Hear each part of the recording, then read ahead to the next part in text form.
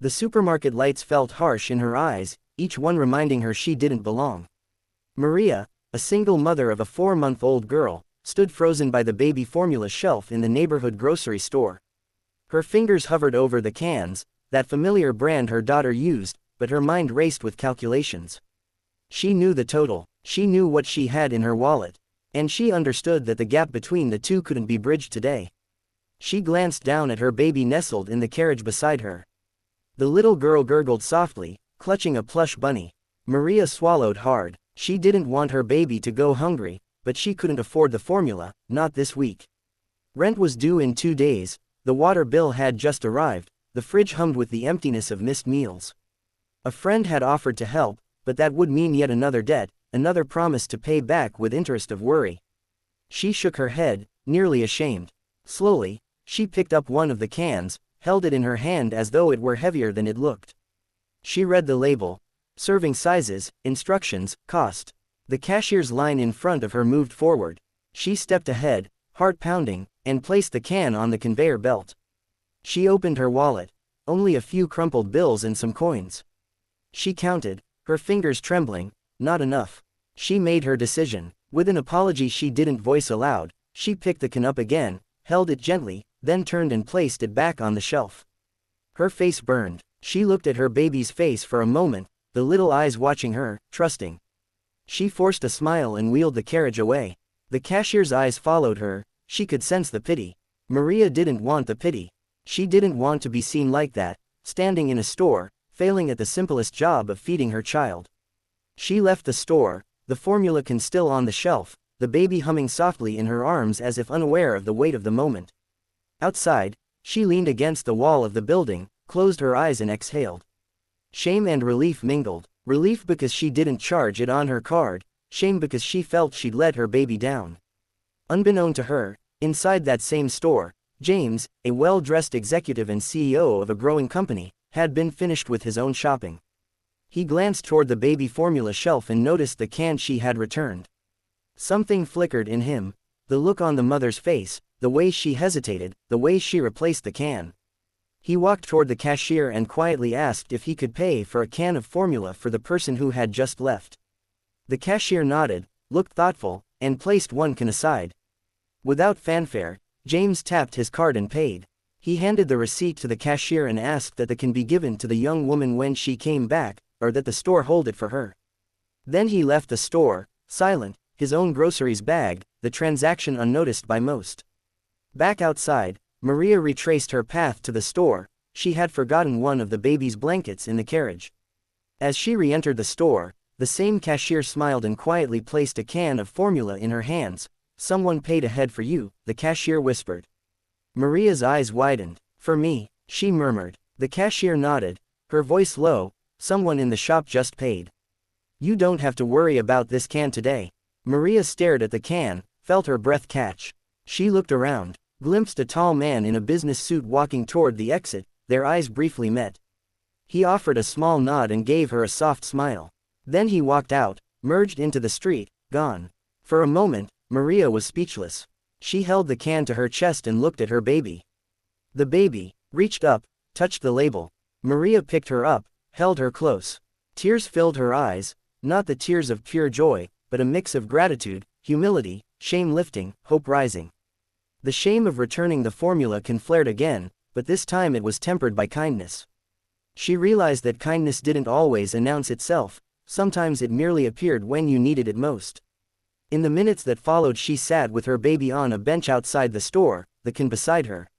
She hadn't told a soul what had happened, didn't even know the name of the man who had paid. She whispered to her daughter, "You're going to eat today. Mummy's going to make sure of that." And she believed it, because someone else believed it for a moment. That evening, at home, she made the formula bottle, warmed it, smelled the sweetness of relief. Her baby drank with that innocent trust only a tiny child has.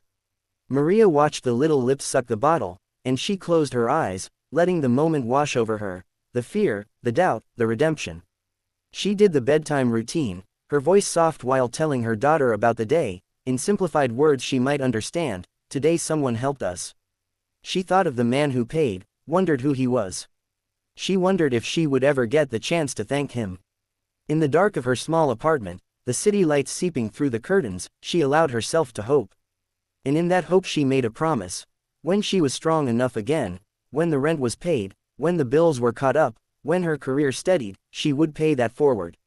She would be someone else's quiet helper. She would be the silent donor in a moment of need.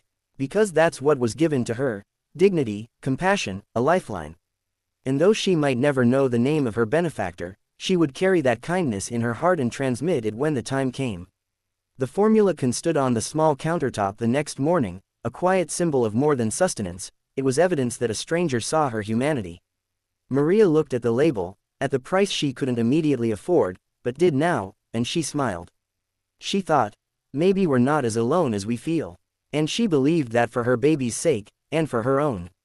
The fluorescent lights of the grocery store buzzed faintly above Maria's head, their hum almost mocking in its steadiness. Her world, in contrast, felt anything but steady.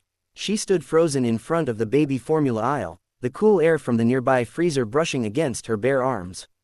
In her cart, 4-month-old Lily cooed softly, oblivious to the storm of arithmetic and anxiety playing out in her mother's mind. Maria's hands trembled as she picked up the formula can, the same brand Lily had been using since birth. She turned it over, pretending to read the instructions, though she knew them by heart. What she was really studying was the price tag, the bold black numbers that had crept higher every month. $43.99. She glanced into her wallet. 2 tens, a 5, and some coins. Payday wasn't until Friday. Rent was due tomorrow. She exhaled shakily. Her throat ached. A man a few feet away was comparing cereal boxes, humming lightly. A teenage clerk restocked shelves at the far end of the aisle. No one seemed to notice her dilemma, and yet Maria felt like the entire store could hear the pounding of her heart. She placed the formula can in her cart anyway, telling herself she'd figure something out. Maybe the credit card had just enough left. Maybe the machine wouldn't decline at this time.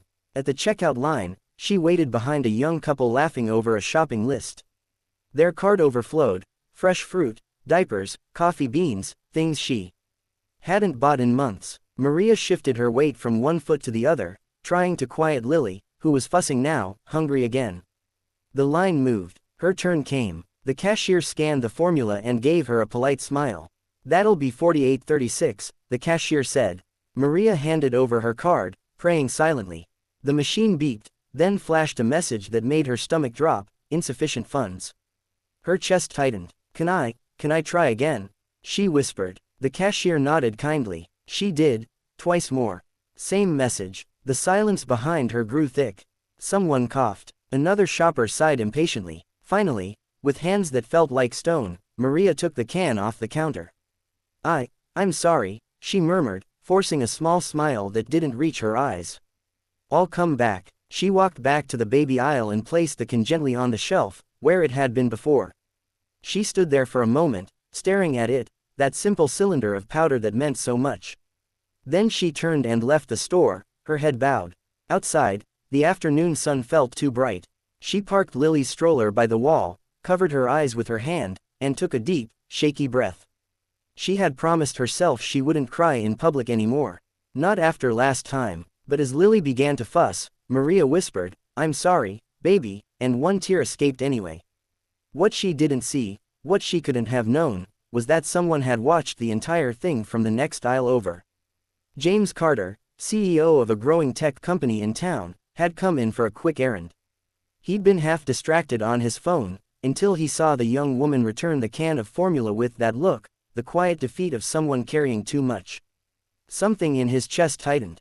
He'd been raised by a single mom himself. He knew that look. Without hesitating, James grabbed the same can from the shelf, walked up to the counter, and handed over his card. "Can you please put this on hold for the woman who just left?" he said softly. "She was at your register a moment ago. Just tell her someone covered it." The cashier blinked in surprise, then smiled.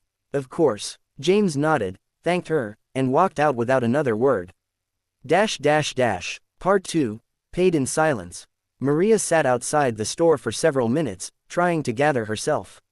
She knew she should go home. Lily would need feeding soon, even if it meant stretching the last half can of formula she had. But just as she adjusted the stroller blanket, a voice called softly from behind her. "Excuse me, Miss. She turned to see the cashier from earlier standing in the doorway, holding a small bag. You forgot this, the cashier said. Maria frowned. No, I didn't buy anything. The cashier smiled gently. Someone did. For you. Inside the bag was the same can of formula. The same one she had put back. Her mouth fell open. I don't understand, she murmured. Someone in the store paid for it after you left, the cashier said. He didn't want you to know who he was, just that it was taken care of. Maria's heart stuttered. She looked around instinctively, scanning the parking lot, and caught a glimpse of a tall man in a navy suit, loading groceries into a sleek car. He glanced up briefly, their eyes met for the briefest second, and he gave her a small nod before getting in and driving away. Maria stood frozen, the bag still in her hand. She whispered to Lily, someone just helped us, sweetheart. When she got home, she placed the can on her small kitchen counter as if it were something sacred. She made Lily a bottle, and as the baby drank, Maria felt warmth rise through her chest. Gratitude, humility, disbelief, all tangled together. That night, after Lily had fallen asleep, Maria sat by the window of her one-bedroom apartment, city lights flickering outside. She took out a notebook she sometimes used as a diary and began to write.